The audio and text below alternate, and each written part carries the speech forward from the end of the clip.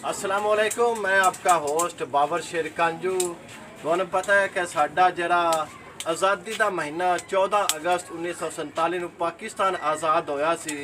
उस आज़ादी की खुशी दे विच शहर के मुख्तलिफ मकामात ते गलियां कोनियां ते झंडियां दीगर जेड़े बैज या ठप्पे बनाने दे जियां दुकानां वो सजाइयां गई ने। मेरा एक गुजर जलालपुर भट्टियां के महल्ले विच होए। मैनू वेख के बड़ी खुशी हुई है। पाकिस्तान की आज़ादी वास्ते यह छोटा जिहा बच्चा है, उस अपने घर के बूहे देखे आ झंडियां छोटे छोटे आ ठप्पे बना के तुम अक्सर वेंदे जिस तरह बच्चे अपने मूँह से बनाए, इस तरह बच्चे ठप्पा बनाते हैं गुब्बारे या बैज आ नाखन वगैरह बेचता पे। नाले तो इनके इसका अपना घर का या क्या रोज़ी का सिलसिला अपना जरा वो इस चलाया खर्चा पानी का।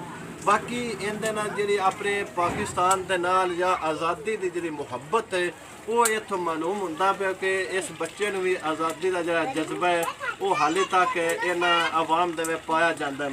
जी की हाल ने ये तुम क्यों बेचते पे हो? आज़ादी वास्ते कि इस 14 अगस्त को की होया सी? कहते आज़म होया नहीं, पाकिस्तान बनया सी।